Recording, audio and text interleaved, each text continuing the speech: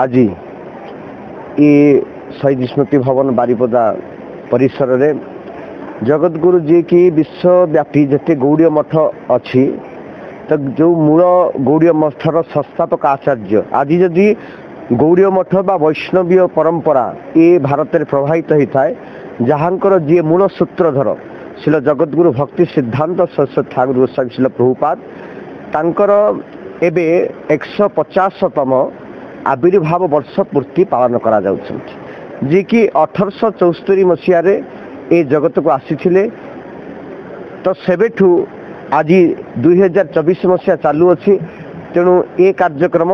तांको उद्देश्य चलुछि विगत वर्ष 2022 आमर ए कार्यक्रम रे महामहिम राष्ट्रपति मध्य पुरी रे आसीथिले पदार्पण करथिले एवं विभिन्न भारत वर्षर विभिन्न राज्य रे प्रत्येक राज्य रे प्राय स्थानीय राज्यपाल एवं स्थानीय मुख्यमंत्री को नहीं ए कार्यक्रम संगठित करा जाउछि आज मध्य ए 2 दिवसीय कार्यक्रम विगत दिन रे अधिवास थिला प्रथम कार्यक्रम आज होची द्वितीय दिवस तो स्थानीय मंत्री एमएलए समस्त मध्य आसिकी गलेनी ए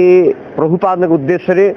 सारा जगत रे प्रभुपाद जो वार्ता दे जाइथिले से वार्ता को प्रभावमान करिया पई गोटी छोटिया ये प्रयास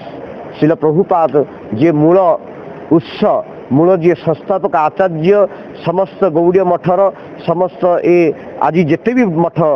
सृष्टि होती तो यही कथा जगत को वार्ता देवाई ये गोटे प्रयास आगामी दिन में 29-30 तारीख में कटक आमर ए सभा अनुष्ठित होगा जाऊँगी तो सेठी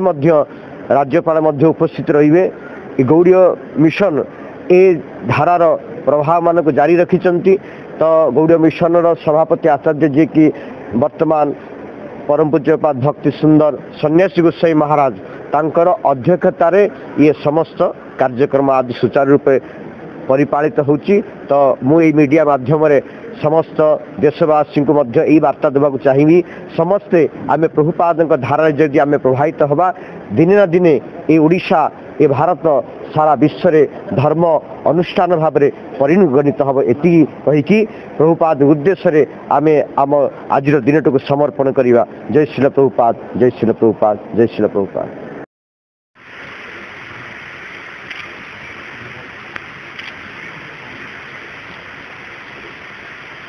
समस्तकर मंगल हरि हरि